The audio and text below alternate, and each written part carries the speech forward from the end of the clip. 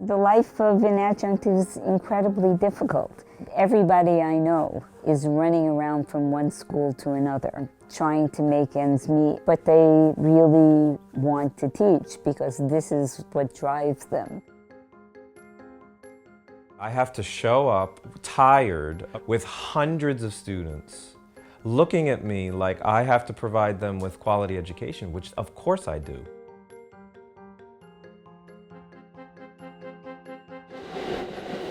CUNY is a working class institution. What sort of message are we sending to young people that see their professors not making wages that are comparable for their degree?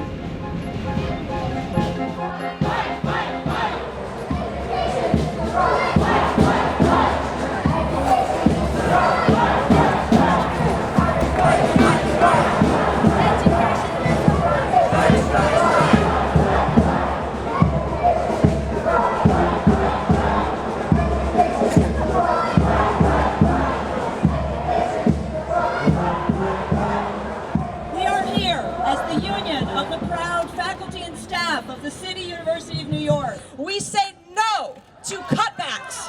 No. We say no, in particular, to the exploitation of part-time faculty at CUNY. We know as a union, we know as workers and as students, it is unjust to stand by when our adjunct brothers and sisters, the majority of CUNY faculty who teach the majority of classes, are making an average income comparable to fast food workers. It is low-wage work and it is unacceptable. I'm here today to demand $7,000 per course, which is 3 credit hour. Right now, I make about $3,000, which is way below minimum wage when you think about the emails, the grading, the lesson planning, and the teaching. I'm wanting a fair contract, and I want adequate labor or wages for my labor. And at this point, it's just not happening. Whose investment banking firm is here. We need Bill Thompson to call on all of the Board of Trustees, to call on all of the CUNY administration, to call on the state government and the city government to invest in CUNY, to give us the funding, to find the money. Find the money. And we are trying to use the only leverage that we really have, which is striking, and to join this education strike wave. Let CUNY know that if they don't actually meet our demand, we can shut down the 25 CUNY campuses in New York City, and it would be a nightmare for them.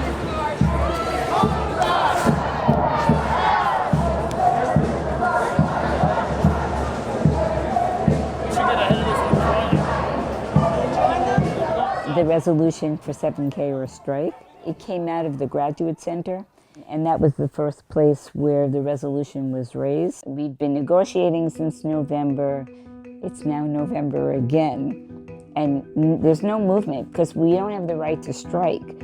And so basically the city and the state doesn't have to do anything. There's no pressure on them. So the Taylor Law had two intentions. One was to protect unions, but the other was to supposedly protect the interests of the public.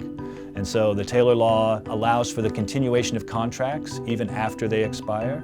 So for instance, at CUNY, we have been without a contract for a year, but the university still has to respect the contract that was in place until we agree on a new one. One of the parts of the Taylor Law is that it is illegal for any public sector worker to go on strike. What we are fighting for today is a fair contract for everyone, and any gain for anyone is a gain for all of us. Penalties are very stiff. In addition to losing pay, I mean, you give up pay if you go on strike, but more severe, there are penalties that are imposed on unions with the intention of crippling unions after they do a strike. And do we have graduate employees in the House? I think it's time for the no strike provision in that law to be eliminated. That would be a very, very big fight. But the strike is labor's biggest weapon. I've been in strikes. I know how hard they are. And it's a very, very serious weapon and a serious step to take, especially in this legal context. So we do not take it lightly. You know, we have been working hard to achieve our aims. We're not at that point, and I'm hoping that we are able to get 7K for adjuncts and the other things that we need in this contract without doing that.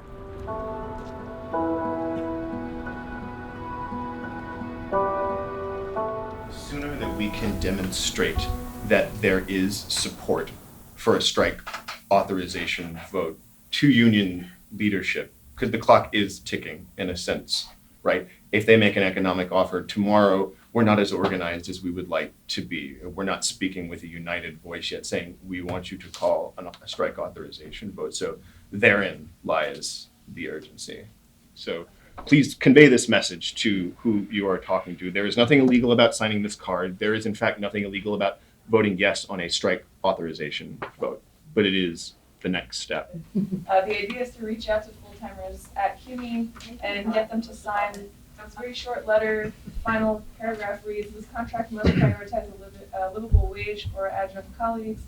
7,000 minimum per 3-credit course is a crucial step in that direction, and anything short of that is worth striking over. Well, not all full-timers are actually going to say, yes, I think adjuncts deserve 7K. It's disheartening, but a lot don't feel that way. So. I think a lot of educating students comes from the professor in the classroom at that point. So just telling, very simply just saying, I make this much money. and then contextualizing that for them, compared to, a tenured professor, this is how much I make. Management has not released the CUNY budget for the next cycle. And so obviously when they do finally release that budget, it in a very numbers focused way will signal, what they're prepared to offer. And I think they're not, the money's not going to be in the budget. So there is talk of a rally after that meeting, if in fact they do release the budget by then. It's really good and really useful and important to go and testify and speak truth to power, but ultimately, this campaign to me is building power and, forcing them to come to the table and demonstrating our strength where currently, unfortunately we have none. And that's your average board of trustee meeting. More than half of the trustees don't even show up to do their job. They don't care. They don't care to hear your testimony because they literally don't care. And making them care is through moral suasion, I think is just not going to succeed, and that we need to diversify our tactics and try something where you can't really argue with the fact that, all right, well, we have 5,000 pledges and we're going to go on strike. That was pretty much what World War II was also. Never came as close as I came to getting a full-time job within those 2 years having just gotten my PhD, which is ironic because you're struggling to try to get a position to build up your academic worth and value in their eyes, and you have to take adjunct work to survive, but yet it's the very adjunct work itself that stigmatizes you and that in fact prevents you from getting the job that you want. The path to tenure doesn't exist for us anymore.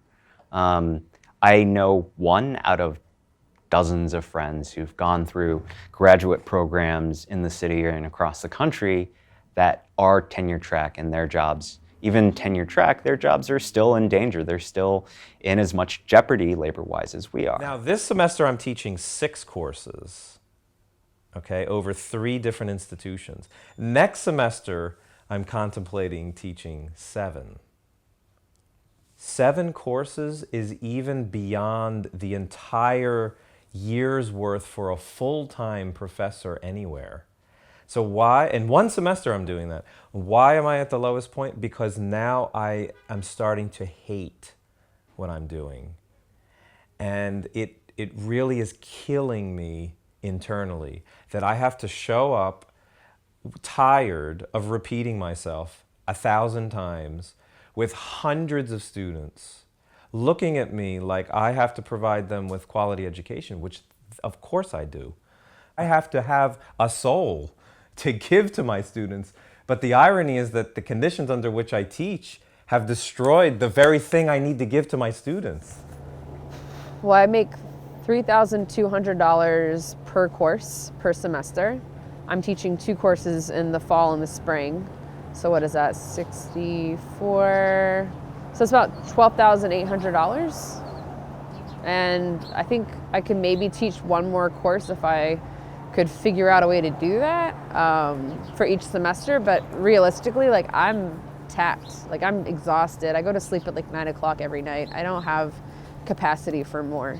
So yeah, I don't know how people do it and also do other things like PhD work or what have you. I have no idea. There are very good reasons why full-timers in general should support $7,000 for adjuncts. If we stand by and we allow adjuncts to be paid so little, then effectively we're saying that our labor is not worth more. There's a lot of reasons why CUNY has been underfunded for 30 years, but the ability to rely upon adjuncts as a way of doing more with less is a big part of that. And CUNY was set up in 1947 to educate the New York City working class. There was a point at which it was free, and now the students have to pay $3,000 a semester. Students united will never be defeated.